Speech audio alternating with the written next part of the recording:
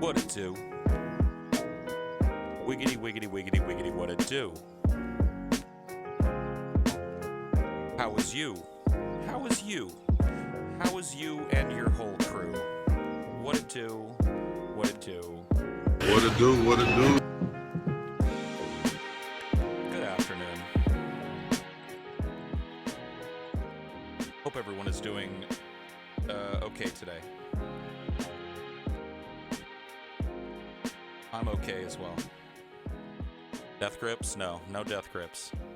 Me and TJ actually, we were flipping through music the other day, and he was like, "Dude, I want to finally just put this death grip shit to rest. I've never listened to it because the fans are assholes, and I wanna find out what it's all about." And so we listened to two death grip songs. I don't remember what they were named, and they were both hilariously bad. I just am not into it. All right, whatever. Maybe it's transcendent new music for you or some bullshit. But for me, it's just poopy. It's poopy. It's poopy doopy doo.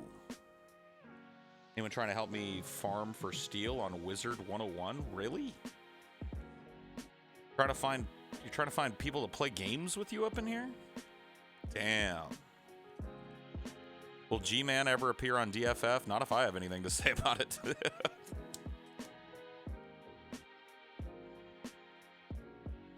Talk about a consummate waste of fucking time. I'll be right back. Just give me a sec.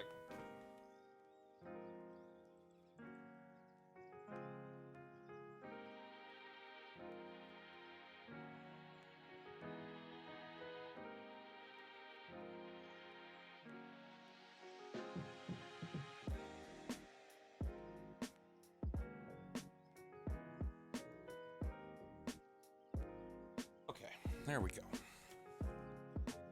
G-War. Anybody ever listen to that metal band G-War? Sure do like G-War.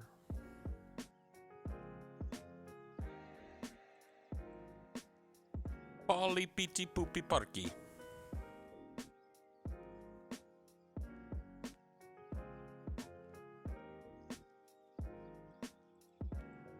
So I've got a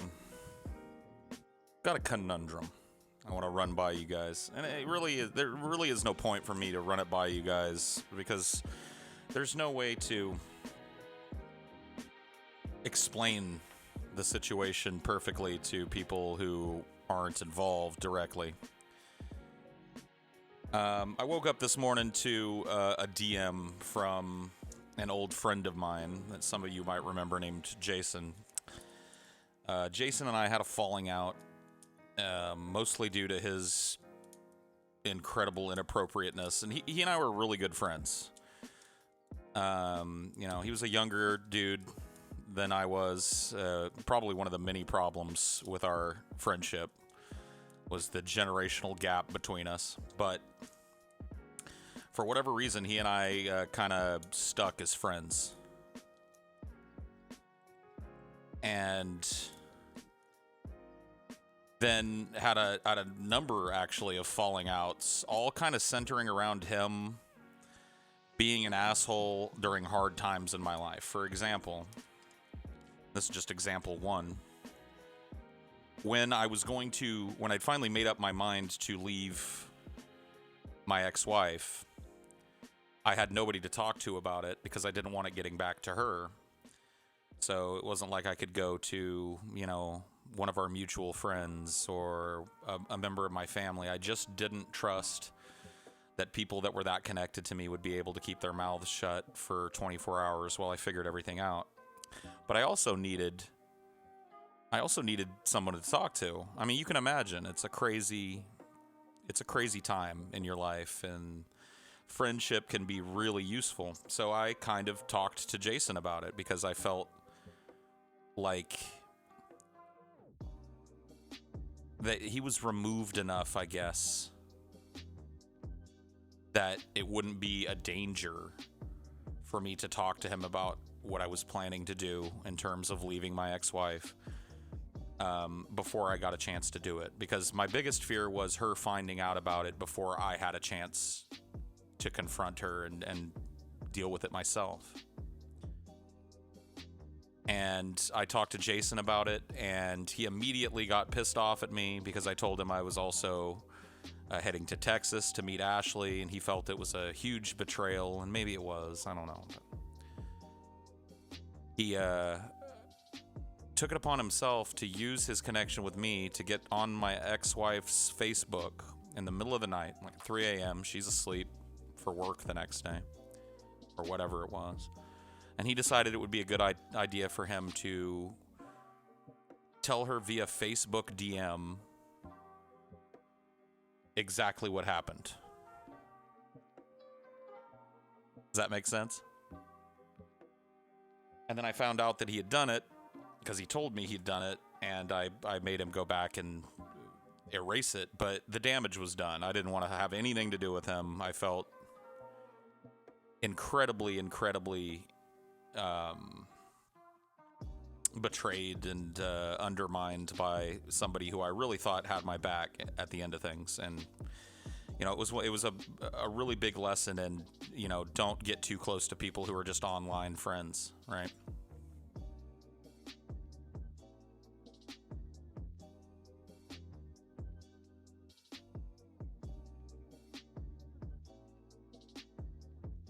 And I wish that the story stopped there, but it doesn't. Because I, you know, when I'm friends with somebody and close friends, and make no bones about it, I felt like Jason and I were very, very close friends. He was my closest confidant at the time. He was a person who I ran all of my ideas by and talked to at least once a day for an hour or so. I mean, he and I were close. I felt a great sense of betrayal, and so I just kind of told him I didn't want to ever speak to him again, and I deleted all his contacts and shit, and, you know. And after I'd moved to Texas and I'd been there for a few months, he found a way to reach out to me. I can't even remember where that was. And, you know, I'd had some time to get over, the divorce. That wound was healing. Not necessarily the wound that he inflicted, but just the wound that is a divorce. And, you know, to be honest with you, I kind of missed Jason. And so I made a decision to allow Jason to be a part of my life again in a limited capacity. Started talking to him on and off again. You know, things were not the same as they were at first. But eventually, bygones were bygones, and he and I were kind of right back in the swing of being besties. And then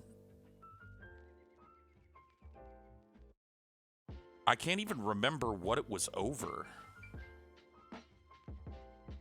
But it had something to do with the show, the Drunken Peasants. And I'm trying to remember what the drama was that set him off.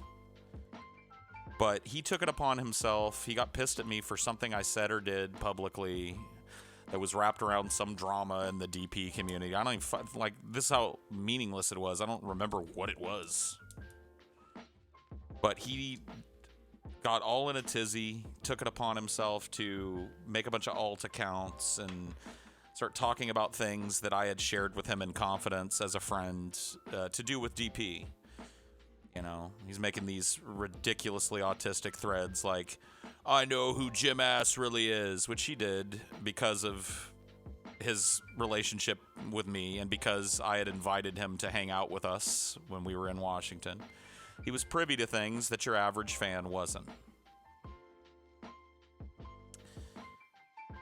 And he decided that whatever it was that I had done, I don't even know what it was so over the top that he was going to start just, you know, immediately going to the DP subreddit and Discord and shit and just spamming shit that nobody should know. And then when I called him to find out what the fuck his problem was, he launched into a litany of bullshit about my ex-wife, claiming that he was still in contact with her and that leaving her was the worst thing I ever did in my entire life, the biggest, most gigantic fucking mistake that I'd ever made. I mean, it was just retarded. And it all came out of fucking nowhere. Oh, you know what it was? He was being a douchebag in the DP fucking Discord. He had mod privileges there. This is so stupid. Such a stupid thing to have a blow up about. He had mod privileges over in the DP Discord. And was acting like an asshole. And I called him out on it in front of people. And it hurt his feelings. And he decided that in retaliation for me calling him out for abusing his mod privileges and being a dick, or something in that vein, he decided that he was going to just unload on, me, Ashley, the community at large. And, I called him on the phone as he was doing all this shit and had this just really odd conversation with him. It was very strange, where he was talking about how, like, he was going to, bring justice to me and shit. Like, justice for the wrongs that I had done to my ex-wife and justice for making the wrong decisions in my life. It was just such a weird conversation.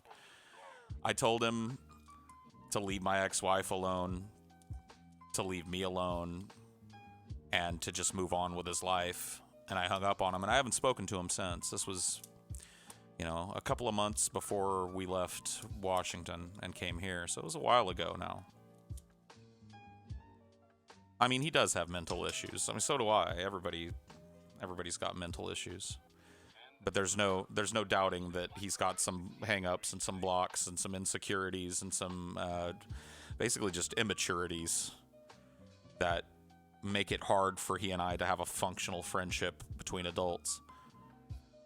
But anyway, I woke up this morning and to a DM request from him on Twitter with this long multi-paragraph pseudo-apology where he talks about how he's learned a lot about himself and how he's thankful for me helping to teach him about that, and how he's kind of straightened his life out. He's got a job, and he's moving towards a sense of independence and moving towards an idea what responsibility is and all this shit. He's telling me all this shit like I asked him for it.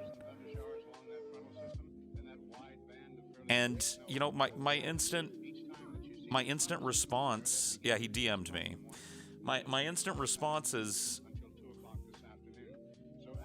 not what you'd think it'd be. It's not like, oh, fuck this faggot, blocked and move on. It's like, disappointment that I know that if I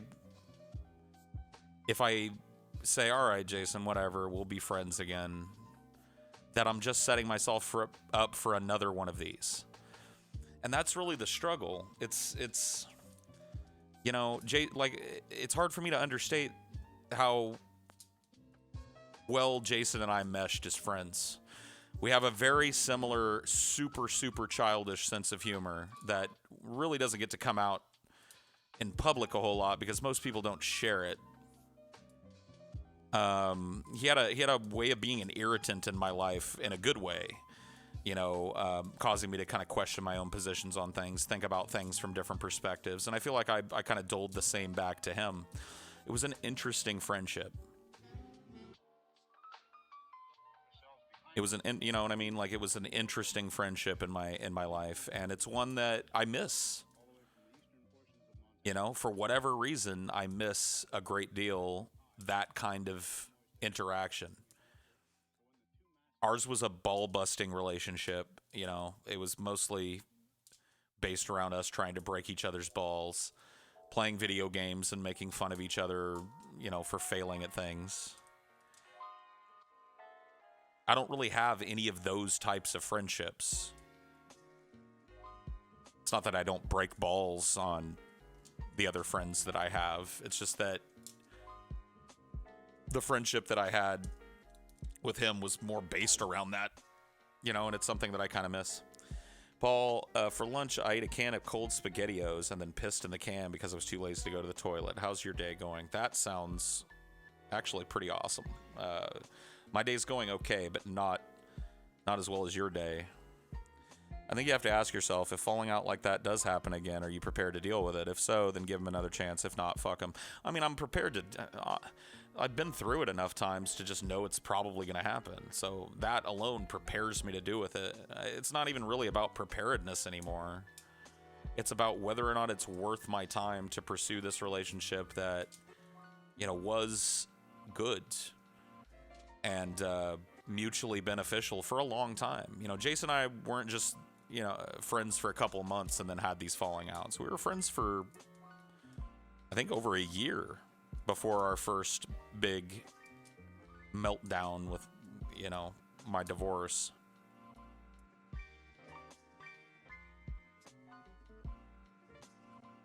Will this make you happy / satisfied? I mean, I don't know.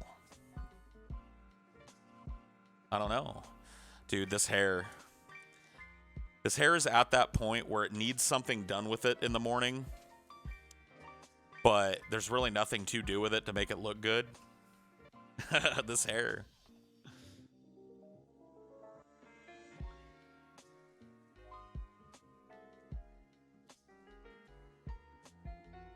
Paul, humans always let each other down. It sounds like he really made an impact on you. Test the water, see how it goes. I have a friend like that. I've never had a friend like that.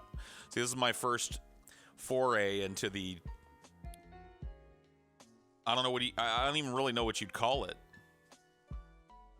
The best frenemies kind of, you know what I mean? Like, I really don't know what the classification is. It's like we're oil and water in terms of personalities. We don't mix. He's a, very up-tempo, very spurgy kind of irreverent dude, and I'm a way more, thoughtful rager. I guess we got a lot of commonalities too. Both of us like making fun of people. Both of us like making fun of stupid people in particular. I don't know. He also has that same thing. TJ pointed out, I think in a tweet once, that one of the things that he likes about my humor, or his favorite thing about my sense of humor, is that I find something that I think is funny and I don't let go of it until I feel like I've explored every little nook and cranny of it to try and find all the funny. That's why I get obsessed with certain things. Like on the show, one of the criticisms I used to get is that I would repeat things, or that I would try and use bits that were funny too much. And that's because when something's funny, when I get a laugh with something, or I make myself laugh with something, my natural inclination is to explore all the little areas of that and try and find all the funny. And he was that way too. He and I used to get hung up on just memes that happened between us and just try and find out every funny way to use it in the course of our conversations. I miss that kind of commonality, for sure.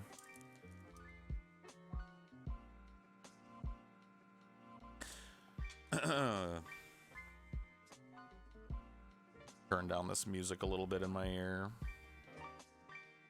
Sure, it's fine for you guys, but I need to hear a little less of this.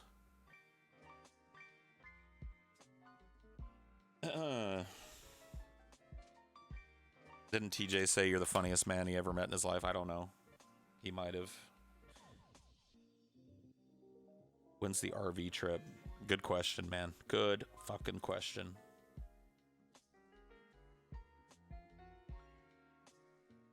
What's your favorite scene in Black Dynamite? I love the scene, and you can find it on YouTube. I love the scene where they're all standing around making this like conspiratorial connections with everything. Like they're at some diner or something, and they're all sitting around, and I remember exactly how the bit goes, but every one of them digs a little deeper into the conspiracy. He's like, the staff of Hippocrates or whatever is two snakes snakes have a very special relationship with buffaloes. Buffaloes are the symbol for this organization. You know what I mean? It just goes deeper and deeper. I like that scene. It's fun.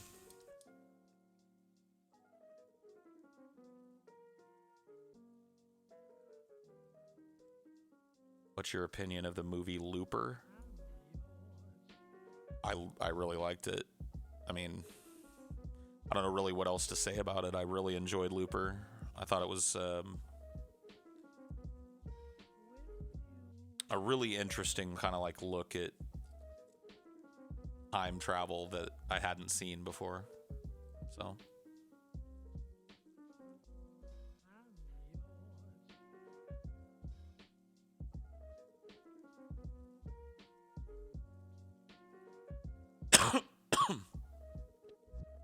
Girlfriend and I watched your story on your boss, Kim. Your story really resonated with her in regard to her current boss. She said it was really nice to have a correlation with you. Yeah. I mean, it's one of those things, you know, that kind of boss is unfortunately a pretty common thing, especially when moving into a position that's previously been filled by somebody who was in their position a long time and well liked. People have this incorrect assumption that what they need to do is come in and immediately establish that they're different and things are going to be different and that everybody's work is going to be different and that she has a new, you know, vision for the department or whatever. And even if all of those things are true, rolling those things out properly is the sign of a good boss. And she had none of that. How much did your falling out with Jason affect you? I experienced a kind of similar situation. It had a huge impact on me. The first time it had a really huge impact on me. And the one where, you know, that had to deal with my ex-wife and him trying to contact her about the fact that I was planning on leaving her in 24 hours and that I was making plans to get that done and decided to make that to bridge that gap himself before I had a chance to discuss it with her. And I was really just trying to vent with him as a friend and have one person outside of Ashley who I could talk to about what was going on. Because really Ashley was the only person outside of him that knew anything was going on. And I had to be careful like that because I was very, very afraid that she was going to find out before I had a chance to at least do the business myself. And the fact that I went to my best friend, and really that's the sad part about this, is even though at this point Jason and I had never met, we spent such an insane amount of time talking every week that for me to call him anything other than my best friend in the entire world would have been a lie. And I went to my best friend to try and tell him what was going on, expecting at least a level of understanding from him and an ear that he would perk up and listen to me. And he immediately told me that I was making a giant mistake, hung up in my face, and contacted my ex-wife on Facebook. Now, luckily, I was able to convince him to erase those things before she ever saw them. So I was able to, you know, break up with her face to face the way that I wanted to. But the damage was done. I never wanted to see him again. And it had a profound effect on me in terms of just trust of other people. And that really is, I think, what it eroded most in me was just my ability to genuinely trust a person with, you know, things that are important to me, things, discrete things about my life.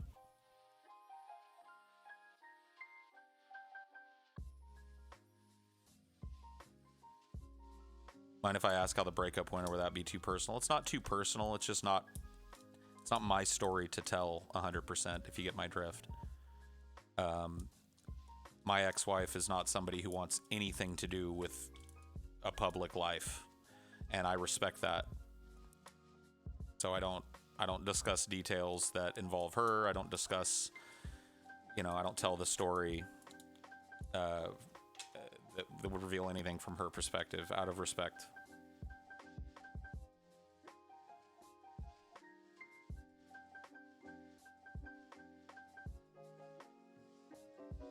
Give me 1 second, I gotta go find something.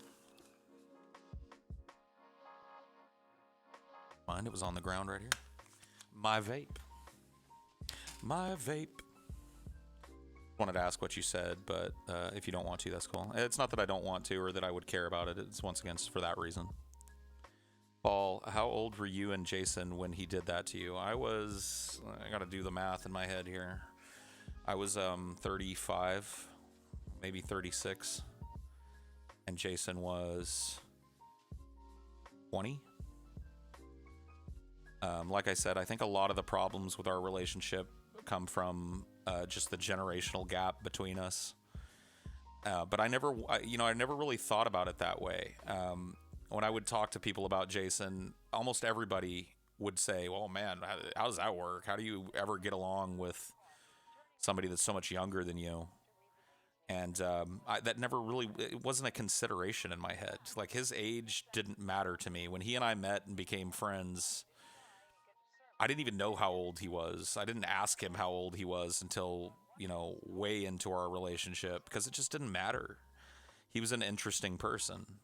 But I think some of those people were correct to warn me about that generational gap and how it can cause a lot of frustration, I think, for the older person, because we just assume a level of maturity because we've attained it.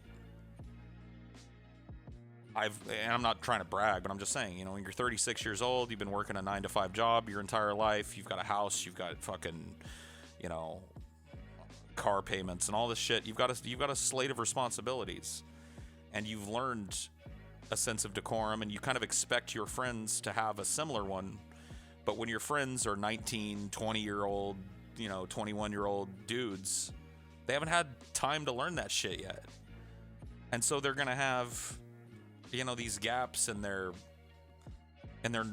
ability to see what's appropriate and what isn't. And those gaps are going to cause problems,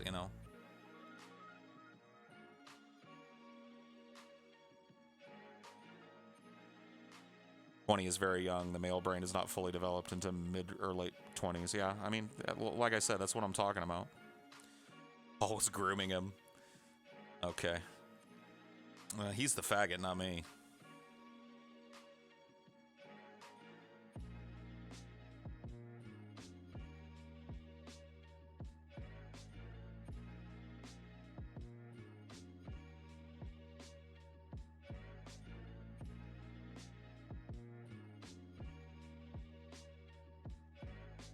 Don't even talk about Fuller House here, please. Just don't. It's horrible, man. I mean, like, to be honest with you, Full House was kind of horrible, too. But Fuller House is just nothing that was heartwarming and good about the original series. Just old versions of old characters. Did Jason and TJ ever hook up? No, there was no attraction. Jason was into twinks, and is himself kind of a twink. So TJ found Jason to be annoying and abrasive like everybody else does. So there were no sparks there.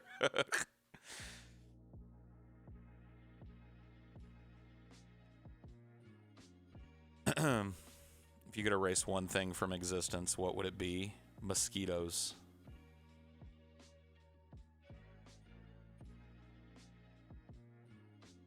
Maybe Jason was jealous you weren't leaving her for him. No. Once again, I'm not Jason's type. He and I have had extensive conversations about, being gay and shit. It was an interesting thing to be able to pick somebody's brain without fear of them getting offended. So I used to rib him all the time about his faggoty nature and ask him questions about this, that, and the other thing. And it was, his tastes were very well defined in dudes.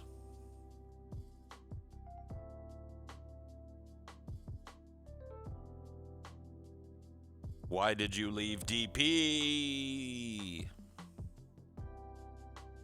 Well, I left DP because message redacted. Will I appreciate Infinity War without watching all the other movies? Probably, but it really would be helpful if you were familiar with some of the other characters. A lot of the scenes are going to have a lot less impact for you if you've never seen a Marvel film, but I'd still recommend you go see it. It's a really cool movie. Any advice on how to get the Olsen twins to get onto Fuller House? Those bitches, they're billionaires. You realize that, right? The Olsen twins parlayed their position on that show playing both of them playing the role of Michelle Tanner into a veritable girly clothes empire and shit. They had Mary-Kate and Ashley clothing and makeup and perfumes and shoes and stickers and posters, and they kind of made themselves into these little icons and made $1 billion empire out of it. So they don't have to do Fuller House. None of the other people on Full House are sitting on $1 billion.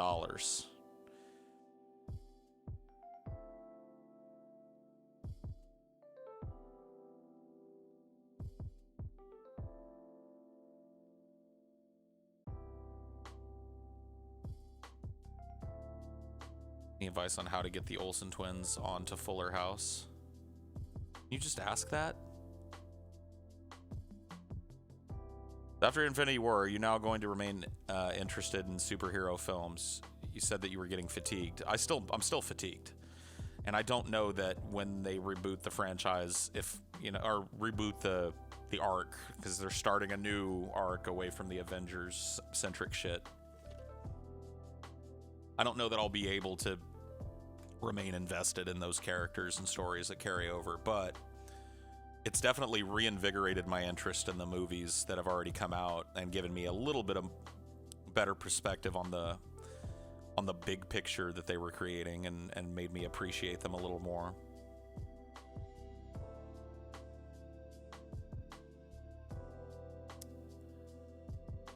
Whatever happened to Steve Urkel? There's a really funny Key and Peele speech or skit. If you don't like Key and Peele, then go kill yourself. They're pretty funny. They do a sketch where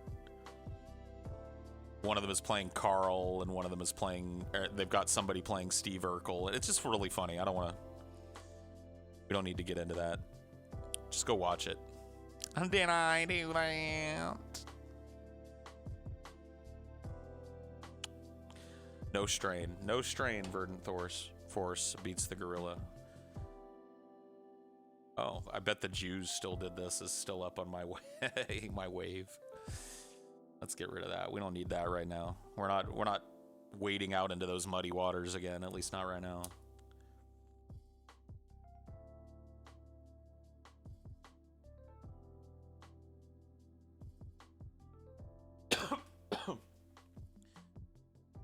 Joker from The Dark Knight or Thanos from Infinity War. They don't really compare. They're very different character studies. My personal biases lean towards Thanos. I was never a big fan of the Batman shit when I was a kid, so I was a fan of the movies and stuff, but I don't have the connection to the Joker that some people do. It's still a brilliant performance. Give me one moment. I'm gonna go grab something to drink. I'll be right back.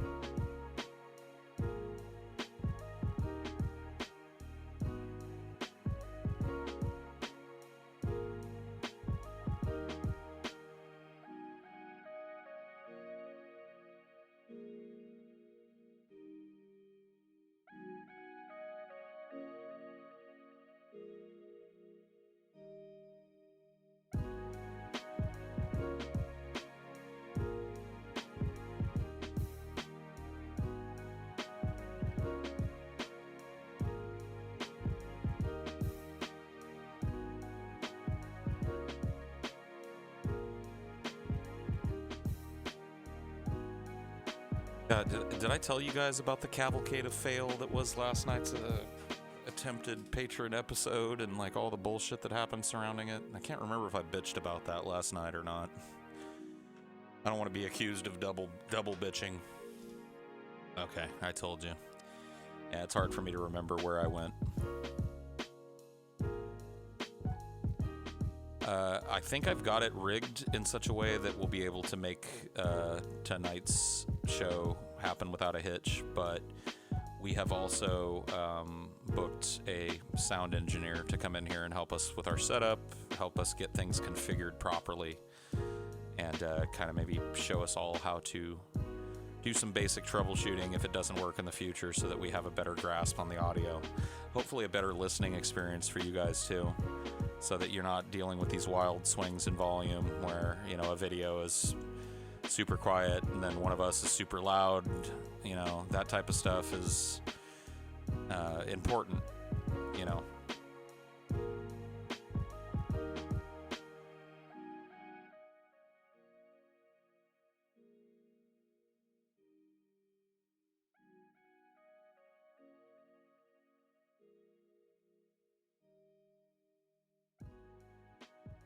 Dynamic processing, damn it. Dynamic processing, damn it. I've seen the patron page that it was canceled or whatever, but the Zodiac Killer episode is educational. I knew so little about him and Jack the Ripper. Yeah, dude. I mean, it's not canceled. It's just, you know, I had to spend 2.5, 3 hours last night just trying to fumble my way through an audio setup that I feel like should be pretty simple and is insanely complex. So I think I've got it, once again, set up in a way that's going to be better so that we're at least hearing what's going out to you. It's really hard to explain what was going on, but I'll try. But here's our problem. I'll use my camera to show you guys a little bit of the problem. So TJ has a very similar setup to this, okay? Which is, you know, a soundboard. I don't really need a soundboard of this magnitude for what I do up here, but this just happened to be one that we bought for GFF that wouldn't work because it didn't allow us to separate out, or we couldn't figure out how to separate out audio channels on it properly in terms of having Skype guests and shit. So I ended up using it up here, and it's basically just being used as a dumb interface for my mic. And I've got, it's a USB board, so it's plugged into my computer back there. And I've got a program, which maybe I can bring up for you guys. Let's see, can I bring up Voicemeeter and give you guys a little peek at that? I can. Let's see. Voicemeeter. Can we do... What's going on there? Something's a little funky. Anyway, fuck it. Oh, hold on. Scene 2 is just a screen cap, isn't it? No. Well, fuck it. Whatever. I'll figure it out some other time. But suffice it to say that I've got a program. So there's 3 levels of control over the audio. There's system settings on the computer where you have to fiddle with the volumes and set your devices. Then there's Voicemeeter, which is a program that runs like a virtual soundboard, allows you to control your inputs on the fly from the computer, and kind of mixes everything down to one signal that gets sent out. And then you've got your board. And the problem is that you guys were listening to the Voicemeeter output, but all of our headphones and monitoring equipment was going through the board. So we were only hearing the raw output. We weren't hearing what you guys were hearing because all of that was being filtered and controlled through Voicemeeter. So it was almost impossible for TJ to respond to problems other than just take a guess which way he needed to move the sliders because we weren't hearing the output you guys were hearing. So I fixed that problem. And I think we've got a setup where we can, you know, actually make a show tonight, but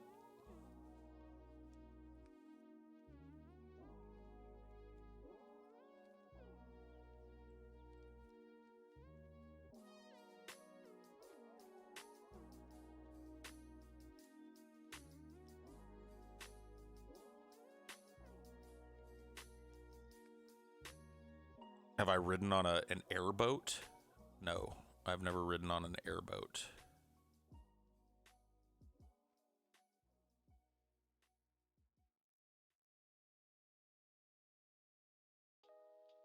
Airboat. What the fuck?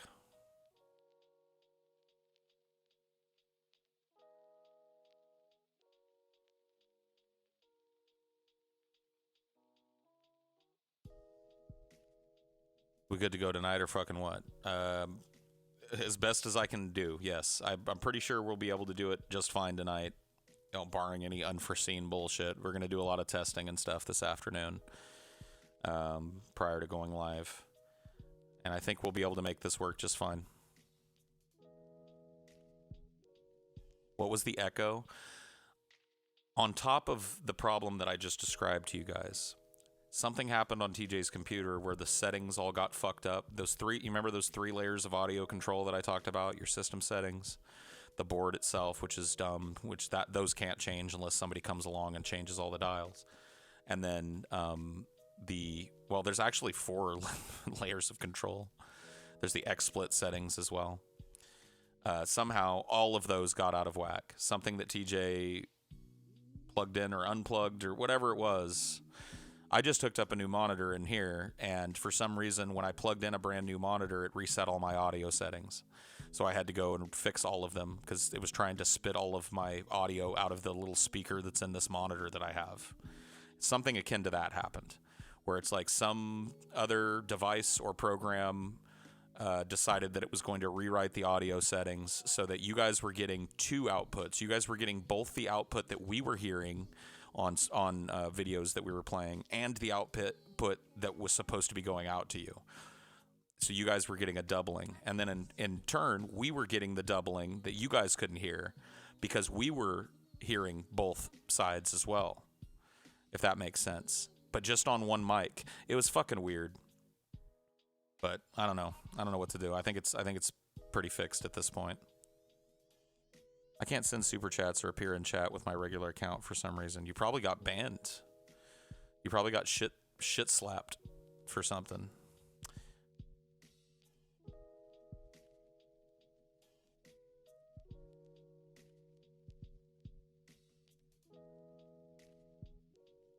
What time does it start tonight?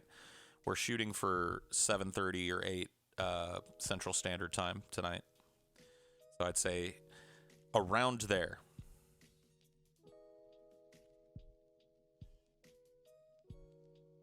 Well, what's the hottest pepper / sauce you've ever eaten? Asking for the last time. I don't know what it was called, but I went with my friend Brian. This is way back in the day. I was in my mid-20s probably. Went with my friend Brian to his uncle's house to watch UFC. His uncle was a Hispanic dude, he worked in construction and shit. Had a bunch of his co-workers and friends over there, also a bunch of Hispanic dudes. And it was just me and Brian and them. And I had a good time with them. They were fun. They weren't mean to me or anything. But like between one of the fights, one of them busted out some hot sauce. And it was like one of those novelty hot sauces that you see, like ass burning rage or the devil's piss or whatever the fuck it is. You know what I mean? It has some cartoon devil on it or some dude belching flames on it, right? I don't remember there being an atomic bomb on it, but there could have been. Like I said, I don't know what it was. But they busted that out, and they were putting a little dab of it on chips and stuff and eating it and going, oh, man, whoa. And they were like, hey, white boy, you want to try this? And I was like, fuck yeah, I'll try that, dude. I don't care. I like spicy shit. And they handed me the bag of chips and the thing, and I loaded up a chip. I wanted to impress these dudes. They were putting like a little drop or 2 on a chip and eating it and going, whoa, man, that's pretty spicy. And I was just like, bloop, bloop, bloop, bloop, bloop, bloop, bloop. And they're just looking at it, and they're already laughing. They're like, what do you do? Hand them back the shit, pop the chip into my mouth. And I couldn't talk for a good half hour. It burned so fucking bad that all I could do was just sit there and sweat and try my hardest not to cry in front of these dudes who were all laughing at me. I couldn't make any comebacks to any of the digs they were making at me and shit, because opening my mouth was agony. Eventually, the dude that owned the house, his wife came and got me, and she was like, honey, come in here. And she took me into the kitchen and gave me a big glass of whole milk. But, yeah, I don't know what that sauce was exactly, but that was the most painful experience with hot sauce. Or peppers or anything.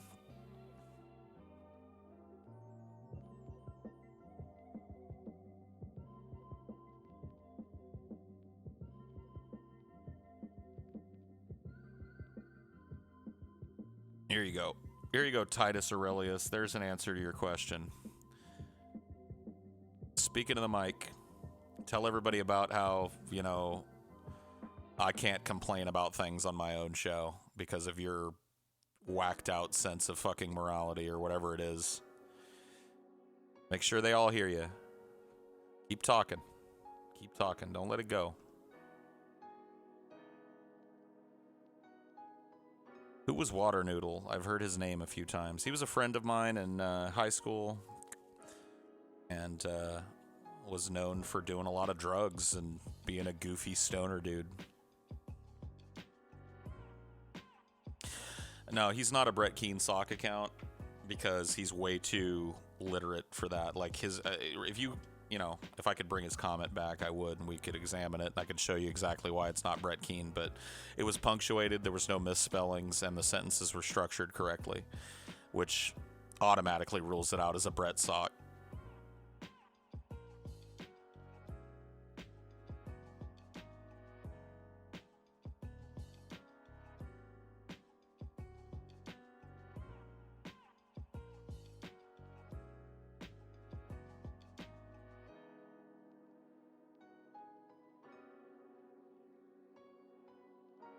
Yeah, it really is immediately obvious when Brett Keane has a sock. He can't hide it because he has such a distinct way of speaking that he can't even hide it in text. He tries to hide it with like naming himself like if I'm a girl situation and I won't think it's me. But he can't even make the girl name that he picks far enough from his name to not immediately evoke it in my mind. The old Betsy incident that happened in one of these. That'd be a good one to find and clip. When Betsy came in.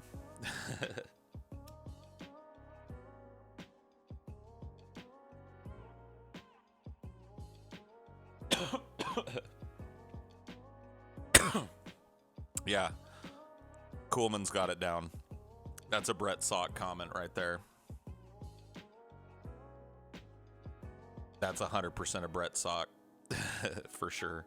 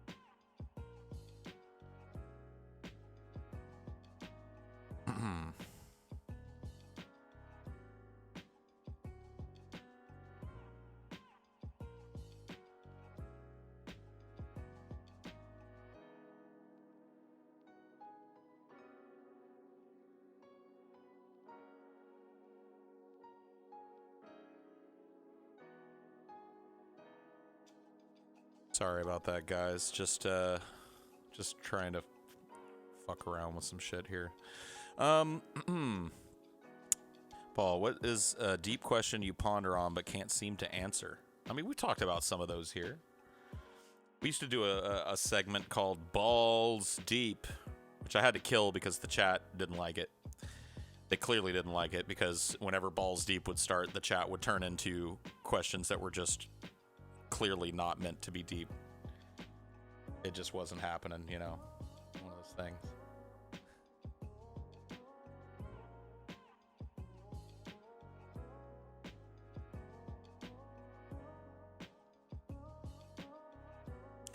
But we've talked about some of those things. I like thinking about things that are just outside of my realm, you know, like the big question of, you know, the edge of the universe.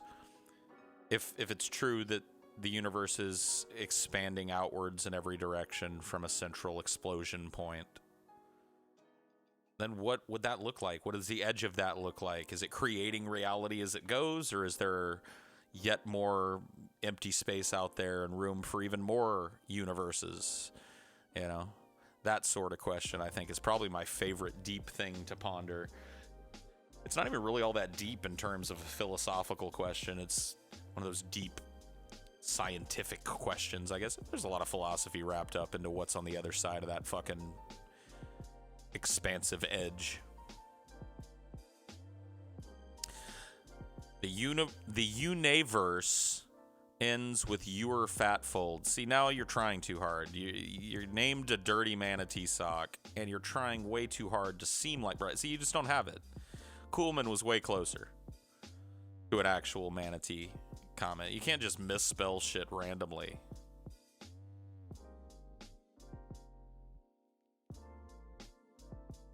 Boom.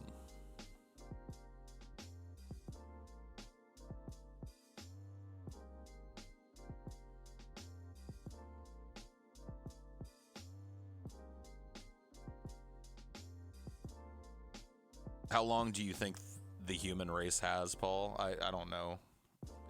Like, you're coming to the wrong guy if you're looking for, like, a Nostradamus prediction on when shit's gonna hit the fan. I don't know, man. I mean, we could have 5 years, we could have 20 years, we could have another 120 years. I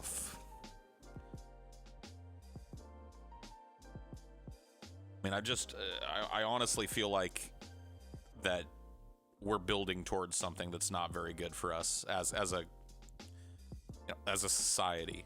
Western society in general is building towards something that's unsustainable and will collapse under its own weight eventually.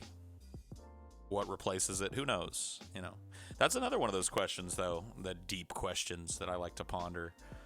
Think about what the world's going to look like when United States and Western dominance is a thing of the past, and there's this huge power vacuum, and who's going to fill it? It's not that I dislike anything in particular. I mean, there are some things I dislike about Western society, but it's, you know, my assessment of it is not based on any natural hatred for it or anything. It's just when I look at the direction that things are going, when I look at the trajectory of our society, I see war and famine and consolidation of wealth and death and destruction and debauch.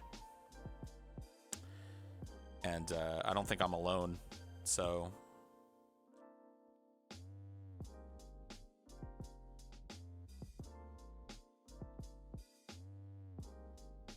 what do you think about the prospect or idea of a democratic world government? Is it possible? Is it desirable?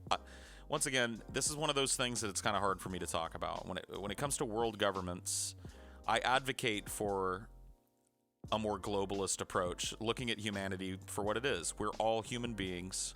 We're all on the same fucking lifeboat here. Let's understand that.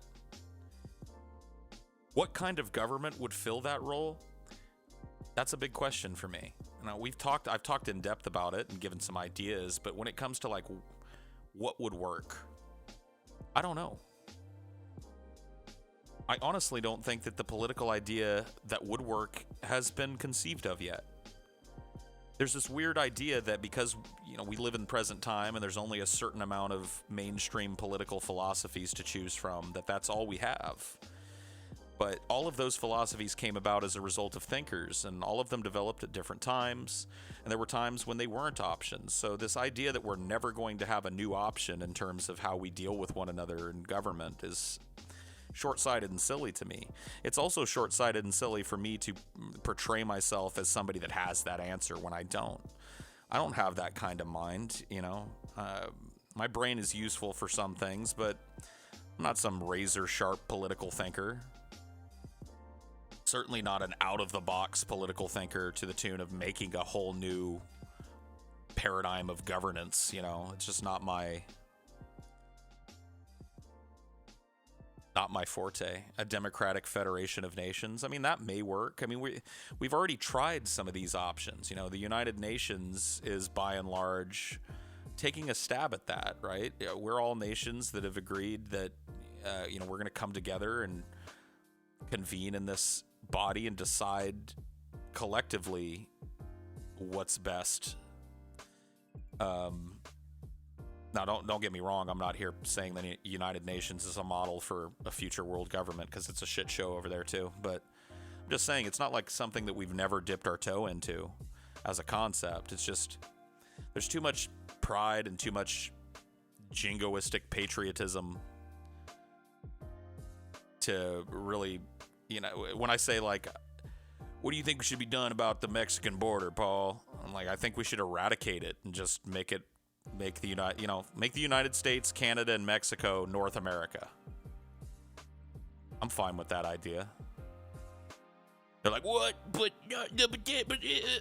you know, and there's all these emotion-laden arguments against that idea. But you consolidate power. Like, well, you asked. I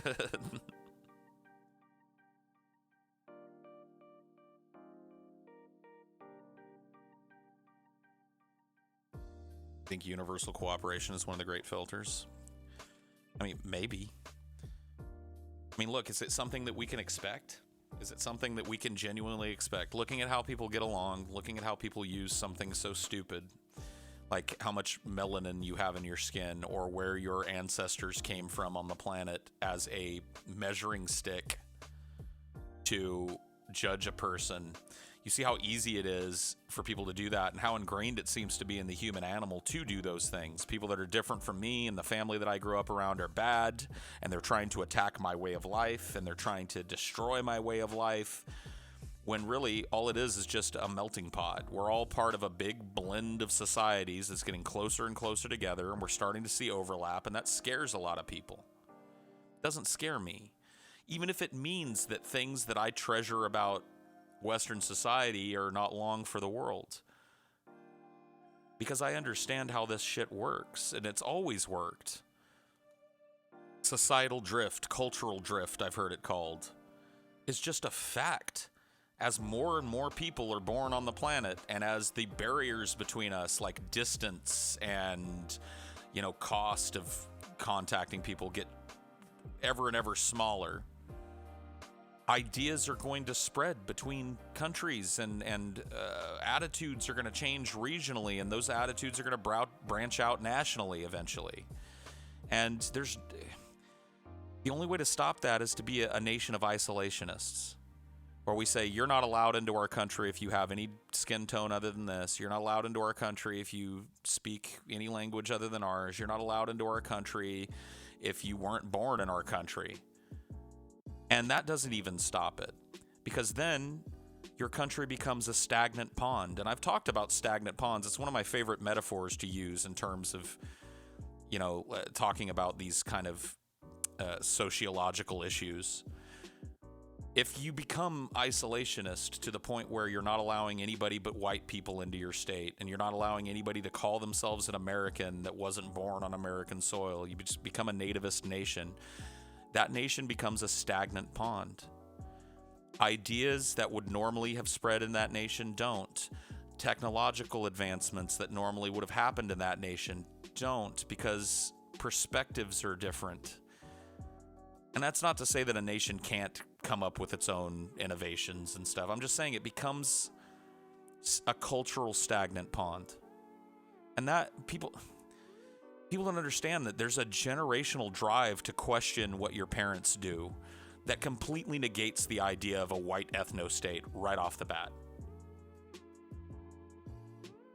children always hate the systems that their parents defend. And they always look for ways to change it. And they always look for ways to make it more like what they consider their nascent value system to be.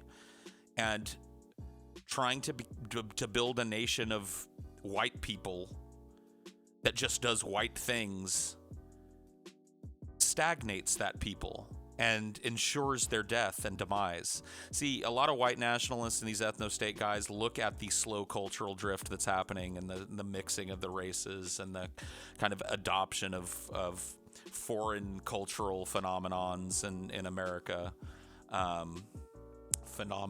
Sorry, I forget you're not supposed to say phenomenons. A lot of them see that as the death of the white race, but the real death of the white race is for it to become stagnant, for it to just move itself somewhere, not let anybody in, point guns every direction around them at every border of whatever their land is, and not let any ideas infiltrate their little fucking hug box, not let any different cultural, and it's just they shoot themselves in the foot, because the people that are going to kill that ethno-state are not the people that founded it. It's going to be their children, and certainly their children's children. Like, when have you ever seen a group of children that didn't immediately, once they got political power, want to change the way that their parents did things? That's just kind of what happens generationally, and I don't think that stops just because you're living in a white pride worldwide place, or a place that doesn't allow people from other cultures to settle there, even if it's not a white ethno-state, quote unquote. I'm just not interested in living in a place that's closed off to the rest of the world, and I don't think you should be either.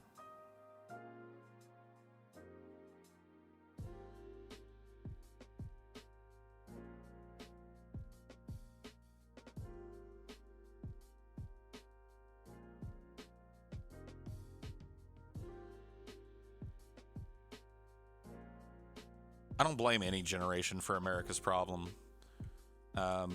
America's problems are collective, and there's really no point in looking back at a generation and go, they started it.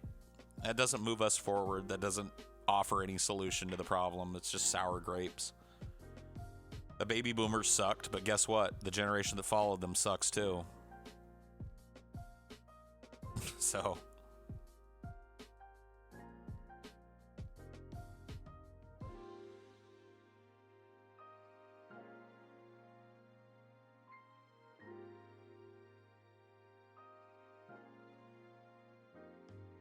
Can we all agree Islam is toxic? No. I don't think that's a broad enough statement. I think all organized religion is toxic. Not just Islam, not just Christianity, all of it. I think it's antithetical to progress. I think it's antithetical to us developing further as a species. I think it convinces us to hold on to old traditions that don't serve anything towards the common good. I think it engenders a sense of otherness about people that isn't good. I think it engenders a sense of isolation from other people that isn't good. And I think it engenders a sense of violence towards people that don't believe the way that you do. I think that that's the end road for all organized religion, is violence against people that don't believe the way that you do. And I don't support any of that. So, if somebody from an Islamic country says or does something stupid, I'm happy to harp on Islam, but this kind of hyper focus on Islam as if it's the only herpes sore on our lip is kind of silly, guys. The problem isn't Islam, the problem is religion. Buddhism. Yeah, you'd think Buddhism wouldn't be part of that, but if you watched TJ's stream a few nights ago, you heard a story about early on in his channel, he made a video criticizing Buddhists and making fun of them, and he got hundreds upon hundreds of death threats. So, case in point, even the peaceful religions have a bunch of retards in them with too much invested in something that's ultimately empty. So much so that they're willing to threaten to kill a man or actually go out and do it. It's just a poisonous idea.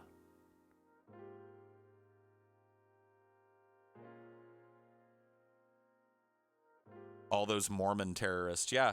You see, here's the problem, though. Mormons may not be involved in terrorism, but here's the religious problem creeping up again. Mormons realized, and see, look back on the Mormon religion, and you'll see a lot of violence, but they realized that violence wasn't something that they could continue to base their religion on. And so they did like a lot of religions did and got political.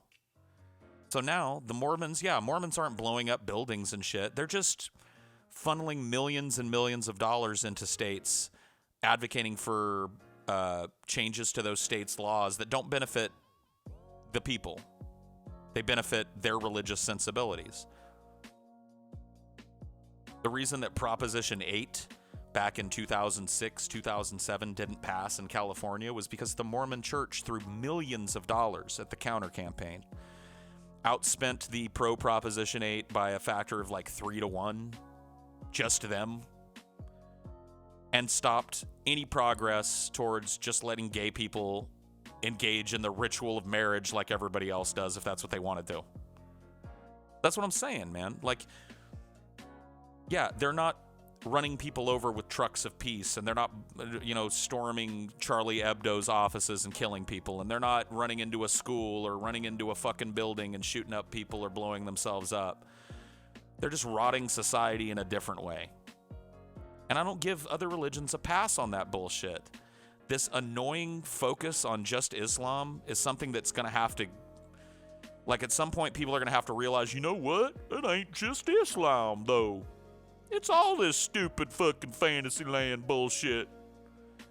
Till that happens, I'm just not even really interested in engaging with people who make it their primary expeditionary action to fucking harp on Islam all day.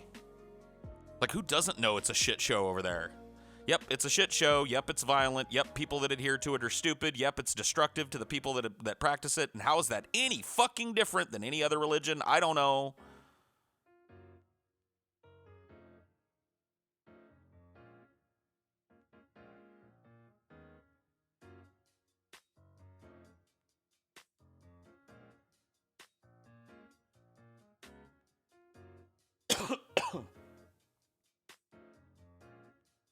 According to Wikipedia, you'd be Generation X, Paul. Where do you think you diverge from or converge on Generation X as a group? I don't even really think I understand Generation X. Nor am I convinced that I'm a part of it. I've been told different things. I mean, there's no real definitive way to say which generation is which. Am I X? Am I Y? I don't know. The real problem is lying to yourself. I agree. Buddhists and Hindus butcher each other in Sri Lanka. Buddhists butcher Muslims in Burma. All religions become violent at some point. My point exactly. Thank you, Darren. Yeah, well, in Europe, a lot of empty left publications use religious extremism as a way to just not say it was Islam directly. Well, I think that here's the problem with the left. The left, because they've associated themselves with this idea of being the people who drove the fight for civil rights, that supported civil rights figures like Martin Luther King. They identify themselves as only defenders. And this is the big mistake, in my opinion, that the left makes when creating a front and putting their ideas out in front of people to be chewed up. And that is the left, because of the success of civil rights and because of the political acumen that they gave that, they look now out into the world thinking that it is their job to step in front of and defend people of color, people of minority religious status, whatever, even when they don't need it.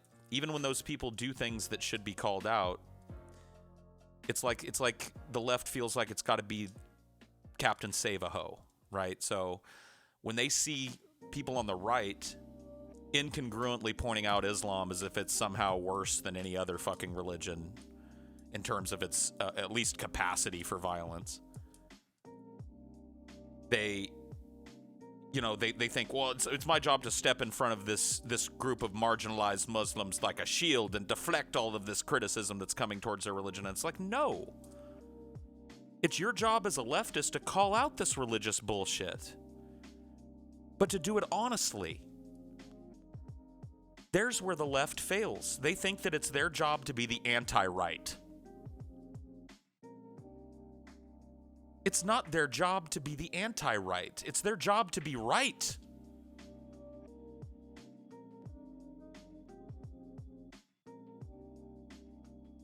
Or at least try to be.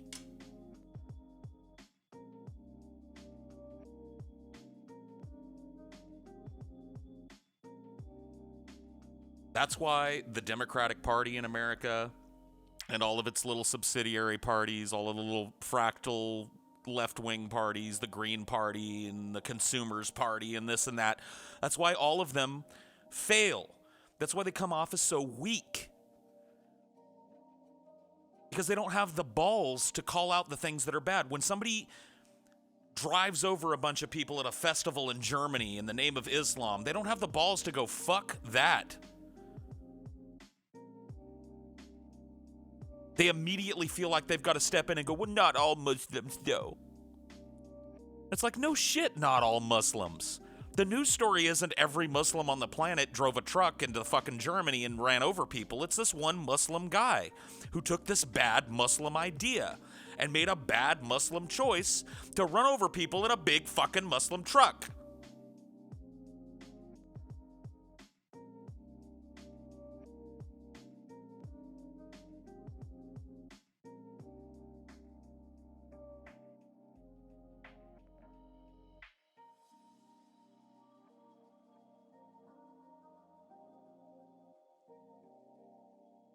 I mean, like, that's, and I feel like, you know, there's so many people on the left like me who realize why the left is such a failure, why they look like a bunch of stuttering, weak pricks all the time, why they are the party of rolling over and showing their bellies to people.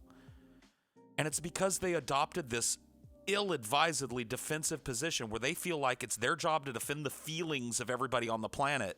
And that's not what being a leftist is about. It's not about defending people's feelings. It's about being right when it comes to how the government deals with its citizenry. Being correct, improving the lives of people, improving the lots of people. Islam isn't doing that, so why have we folded it under our wing on the left? Islam is not making people's fucking lives better in countries where it's in power. And it's exporting nastiness to places like Europe. Why can't we call that out as leftists?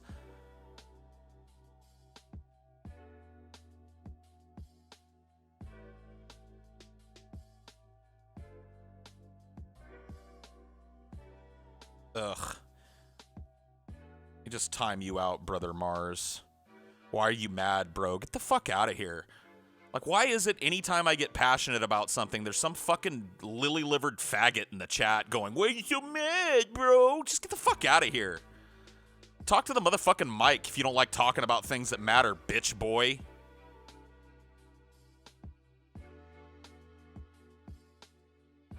Anyway, I'm sorry, what were we talking about?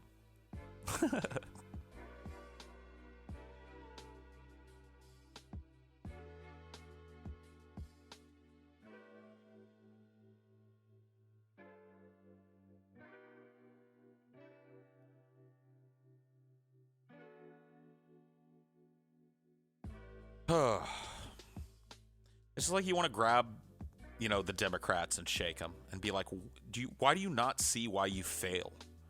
Why do you not see why you fall on your face? Because it's so obvious. It's so obvious to anybody with half a fucking brain dangling out of their head.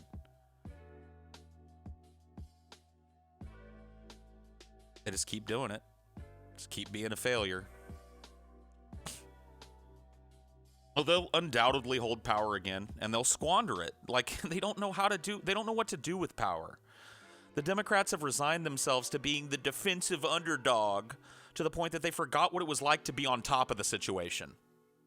So even when they're on top, they can't shed that weak pussy ass, oh, look at me, I'm the underdog, I'm fighting, I'm the scrappy, you know, I'm Rocky Balboa. They get a little bit of fucking power, and they just continue to show their bellies because they don't know how to act any other way. They feed on being failures. It's like the more they fail, the more proud they get of themselves. Because they can point back and blame it all on the Republicans. Look at these Republicans. Look at this Donald Trump. Look at this Trump. Look what they did to us. They didn't do that to us. You did. Because you didn't offer an alternative. You offered a fucking dried up old cunt. An evil one. Sold out to corporations. Warmongering cunt. And you shoved it down our throats. And you gave us Trump. And until you realize that, you're going to do it again. Such a fucking weak, mewling, temperamental crowd of fucking people. That's why I hit the eject button on those fucking faggots. I don't vote anymore because I'm given two choices. Republicans who are ideologically opposed to me and liberals who are ideologically opposed to me. Because they talk out of their mouth one way on the campaign trail and then immediately capitulate when they get power. Fuck you. I'm just going to go ahead and be a leftist, okay? I'm going to go ahead and espouse the left-leaning views that I have and defend them in the public space. And not worry about voting for a failboat.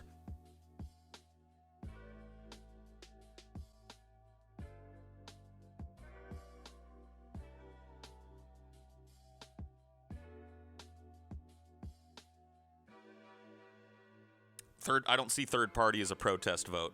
If you're in a place where your vote matters, voting third party is like voting for the party that's least ideologically similar to you. Say you're in Ohio or Florida or one of these swing states where your vote really matters. I lived in California most of my life where your vote doesn't matter because no matter what, it's always going to swing blue. But if you live in one of these swing states where your vote genuinely matters, and you vote Green Party, what you've basically done is voted for Donald Trump because you're a person who has left-leaning ideology who removed their vote from the actual competition and made a protest vote with absolutely no chance of winning. So you've actually just hampered the candidate that probably at least espouses more leftist views with your protest vote.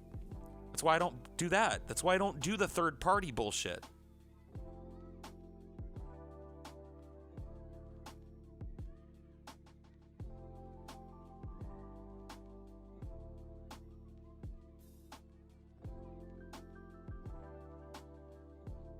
Man, dude, I feel like a lot of people are needing fucking trips to the fucking brick wall. T-Jilly, if you don't like what we're talking about, hit the big red X in the top right-hand corner of your browser.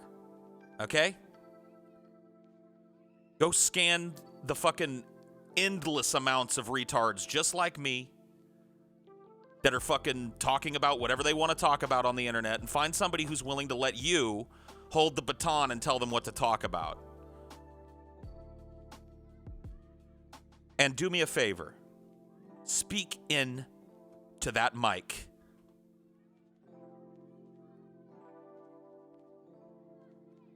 You need to shut the fuck up.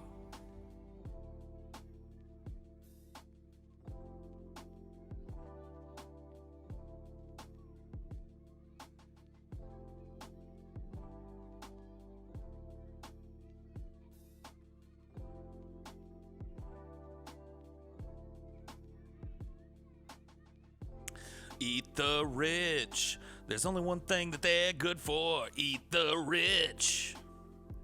Man, do I agree with the sentiment of that song.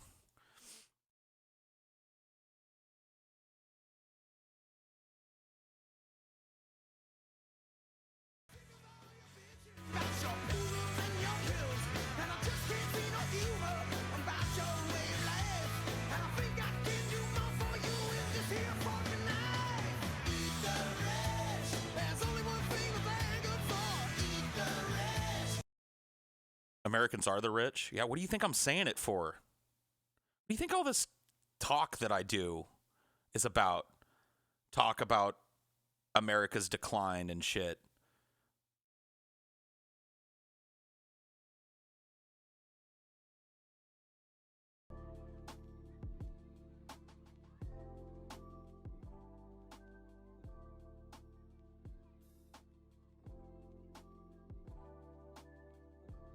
Why don't you eat yourself then, Paul, huh? Give me a fork, bitch. I'll do it. You saying I won't do it, Tutenbacher? Saying I won't do it? You saying I'm a bitch? Get me a fork, bitch. I'll eat myself right here, bitch.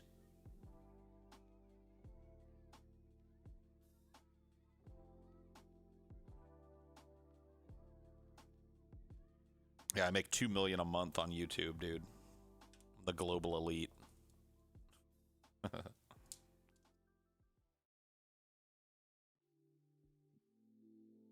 Thoughts on Social Democrats? Too much deference to SJW thought that has absolutely no basis in reality, but otherwise a good political platform that'll probably never produce a candidate that sees national attention. That cover it all? I think so.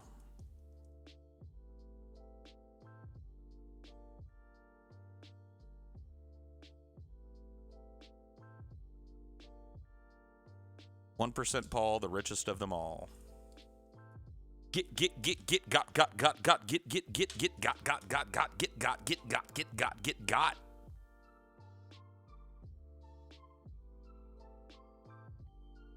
The American political system is extremely corrupt. The same corporations own both parties. That's why nothing ever changes. Yep, you're right. Want to give Paul Parkey blowjob. Okay. All right, come on over. I'm telling you though, if you scrape with the teeth, I'm gonna slap your face and kick you out of my house. Boom.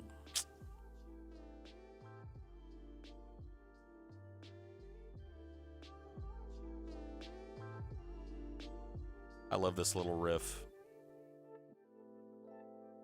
This is one of my favorite songs on this playlist. I get tired of this playlist, but I haven't used it in a while, and I'm remembering all the things I like about it. This track, I really like the little use of the vocal sample. It enhances the song, in my opinion.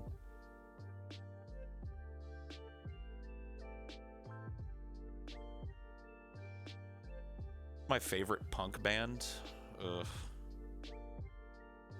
I'll be honest with you, I'm not really into punk enough to where I feel like I could pick a punk band. While I was in Washington, I used to spend quite a bit of time with Ben, and he listened to a lot of NoFX, and I really came to appreciate them in a way that I didn't before because of that time just chilling and listening to them a lot. But I would feel remiss calling them my favorite punk band because I'm not super familiar with their whole catalog, and I don't go seek it out really all that much on my own.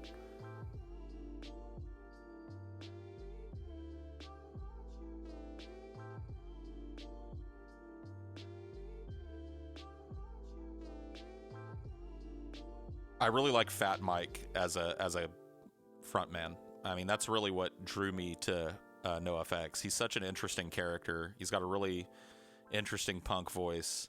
Ben knew a lot about him and would talk about him quite often. And one of the points of connection that Ben and I had was over music. And I learned a lot about Fat Mike and watched a lot of interviews and shit with him cutting up and just being crazy.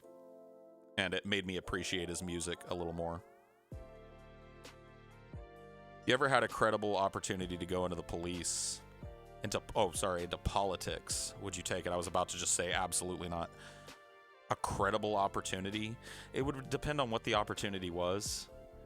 And I don't know, dude. I've never really seen myself as a politician or a person that really had any drive to dip my toe into that. So it's not an ambition that I have, you know? So I wouldn't really know if the person was offering me a gift, you know? Like if somebody came to me and said, here's an opportunity to serve in the Senate or whatever, I'd have to really do some soul searching to find out if that was a good thing.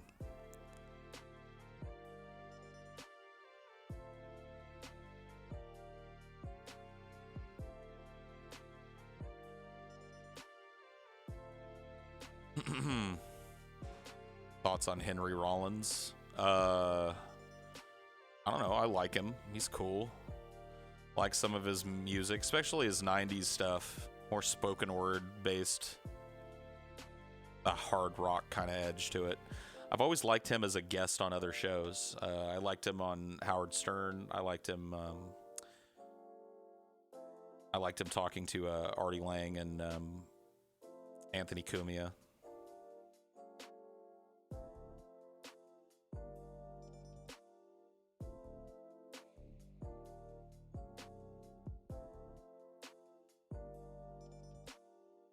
Nirvana sucks. It's just noise. All right, don't listen to it then, dipshit. Go put on some EDM or, I don't know, fucking K-pop or Vocaloid Japanese bullshit if that's what you're into. I mean, I'm not criticizing your taste here.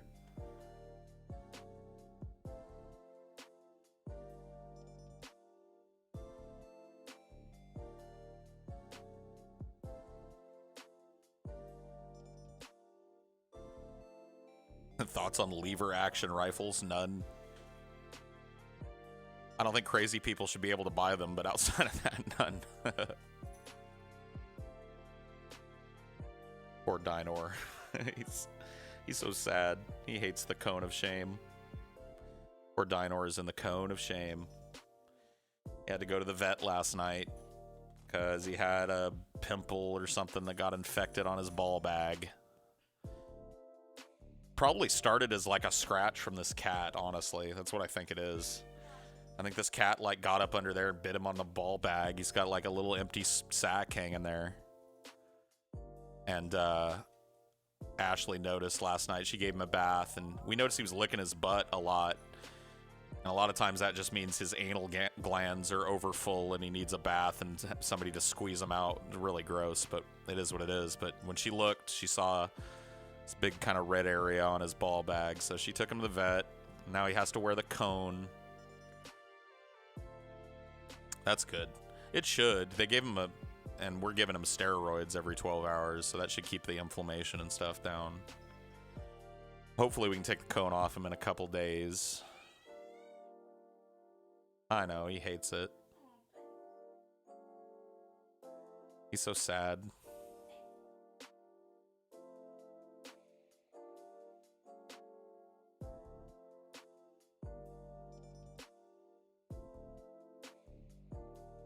Yeah, I've heard a little trap metal. I like the beats in trap a lot more than I like the triplet flow that all the trap guys have, you know? I've done it here before, but it's that da da da da da da da da da da yeah da da da da da da da yeah da da da da da da da da da da da da da da da yeah da da da da yeah da da da da. You know what I mean? It's just like the beats are usually really cool. Really sparse and you know, kind of have an ominous tone to them.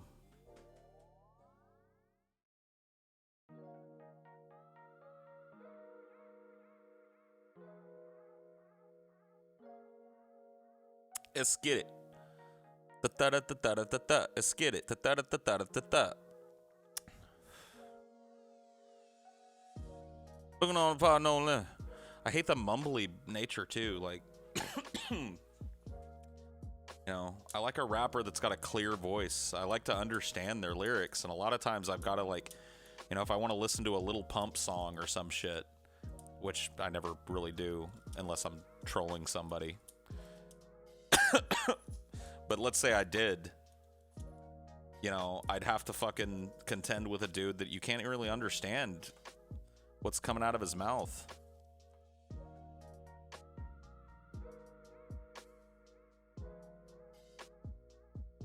Mumble rap is how white people used to rap in the 80s. I mean, it really kind of is, dude. It just sounds like a dude that can't really rap all that well rapping.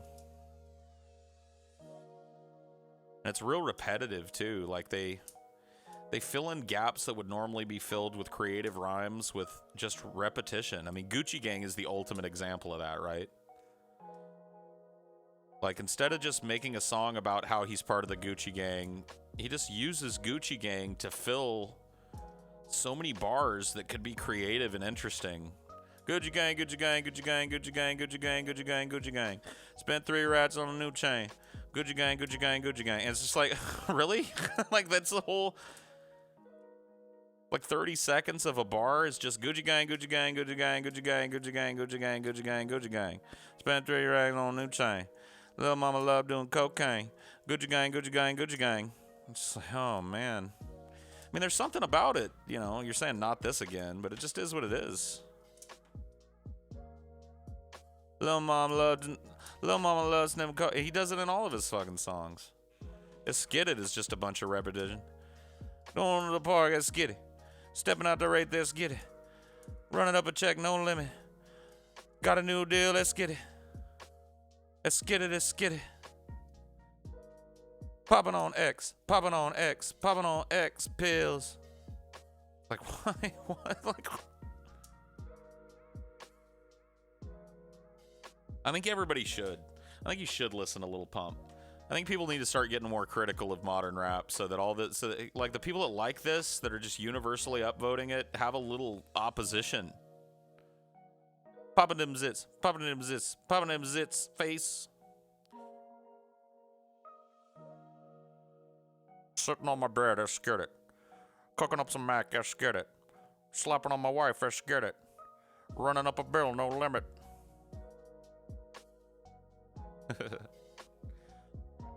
Eating on chill, eating on chill, eating on chill, That stupid bitch, that stupid bitch didn't put no cheese. It is a catchy song. It really is. And I mean, the beat is decent. The beat is mad decent.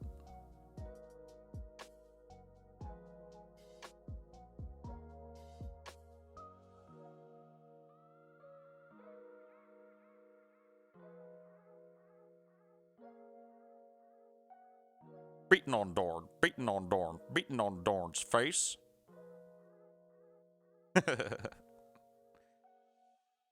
I'm not, dude, Lil Pump ain't reading his YouTube comments. I'm sending you to harass the dipshits that are paying him a bunch of money to be shitty. You know, like, I actually have a modicum of respect for Lil Pump because he actually produces some of his own beats. And like I said, his beats are good.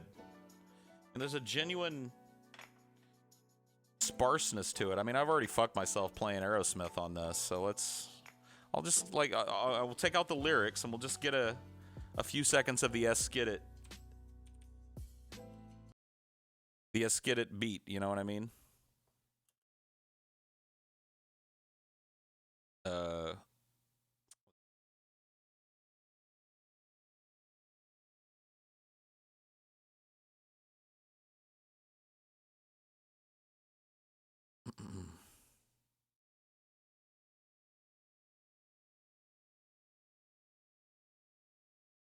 Let's see. Skid It.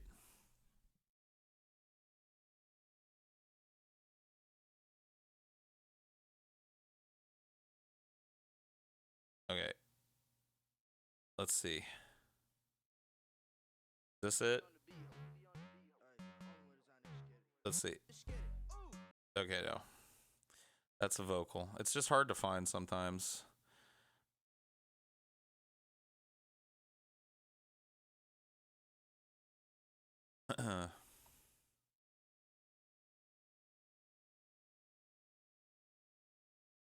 See.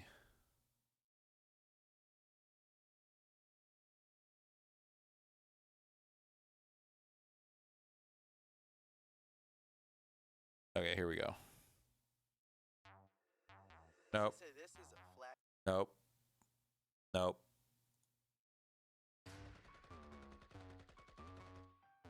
Damn, son, where'd you find this? Nope. Remix. I mean, it's just like.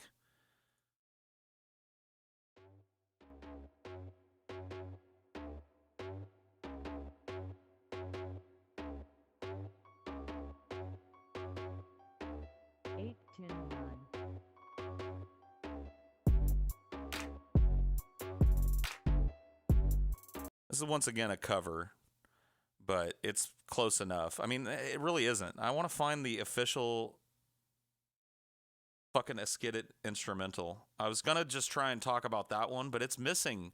Like, see what I'm saying? You're right. Matt just said it. It's a bit off. It's got the principle. You know what I mean? God damn it.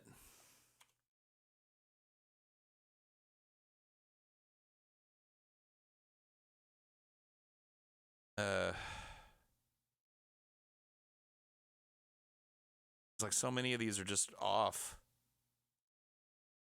You see what I mean?